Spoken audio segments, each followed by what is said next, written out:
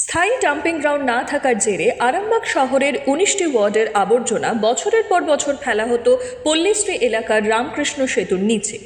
এর ফলে একদিকে যেমন সেতুর কাঠামো ক্ষতিগ্রস্ত হচ্ছিল, তেমনি আবর্জনার চাপে নদীর প্রস্থ ক্রমশ সরু হয়ে যাচ্ছিল। দুর্গন্ধ, দূষণ আর স্বাস্থ্য ঝুঁকিতে কার্যত নরক যন্ত্রণা পোহাতে হচ্ছিল এলাকাবাসীকে। অবশ্যই এখানে ধুলো নোংরা ফেলে গ্যাস গন্ধ হয়, আর হয় মানুষের মানে নাকে গন্ধ লাগে, বা বিভিন্ন জীবাণু নষ্ট হয়ে যাচ্ছে এগুলো পরিষ্কার করলে। নদীটাও বুঝে যাচ্ছিল আস্তে আস্তে, সে বীজা ক্ষতি হচ্ছে, বিভিন্ন জায়গাগুলো পরিষ্কার পরিচ্ছন্ন একটা মানে ভালো উদ্যোগ একটা। কিরকম ভাবে পরিষ্কার করছে কি দেখছে? এটা তো উন্নত মানের মেশিন নিয়ে আসা হয়েছে, সেই মেশিন নিয়ে এসে পৌরসভা পরিষ্কার করাচ্ছে। ভালো বলে মনে করছে না? এটা খুব ভালো, মানে এটা 2-3 বছর ধরে পড়েছিল, এত নোংরা এত গ্যাঞ্জাম ছিল, গন্ধই টিকে যাচ্ছে না পাশ দিয়ে গেলে। এই যে পৌরসভা যে উদ্যোগটা নিয়েছে খুব ভালো নিয়েছে। এখানে দেখছি ইউনিট সব বসানো আছে, মেশিন বসাচ্ছে, খুব পরিষ্কার হচ্ছে। এটা জানিস ভালোভাবে পরিষ্কার হয়ে গেলে খুব ভালো হয়। মানুষের স্বস্তি ছিল। হ্যাঁ, একটু স্বস্তি ফিরবে। এই ধরনের মেশিন আগে কোথাও দেখেছিলেন? না না না, কিরকম দেখছেন কাজ করছে? কিরকম কাজ ভালো হচ্ছে, প্রতিদিন মেশিন চলছে, দেখলাম খুব ভালো হচ্ছে। আরও একটি মেশিন যদি আরেকটা লাগানো যায় তাড়াতাড়ি কাজটা এখানে কি সব জিনিস আলাদা আলাদা হয়ে যাচ্ছে দেখছেন? আলাদা আলাদা হয়ে যাচ্ছে।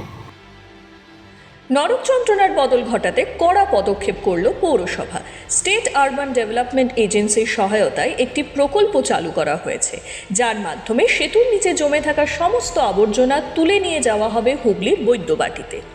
সেখানে ওই আবর্জনা থেকে তৈরি হবে জৈব সার। এই কাজের জন্য ইতিমধ্যেই রামকৃষ্ণ সেতুর নিচে বসানো হয়েছে গুজরাট থেকে আনা অত্যাধুনিক মেশিন টোমেন।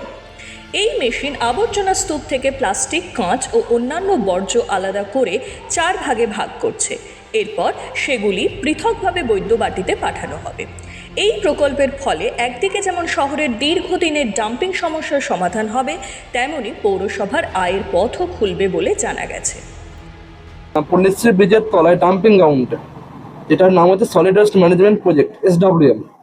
তো এটা যে লিগাসি ওয়েস্টটা পড়ে আছে, লিগাসি ওয়েস্টটা উদ্ধারের জন্য সোডা মানে স্টেট আরবান ডেভেলপমেন্ট এজেন্সি একটা প্রকল্প করেছে। সেই প্রকল্পের মাধ্যমে টোটাল যে মালটা আছে লিগাসি ওয়েস্টটা, এখান থেকে টোটাল সেগ্রিগেশন করে একদম প্লান্টের মাধ্যমে এটা নিয়ে যাওয়া হবে বৈদ্যবাটি RWMC-তে।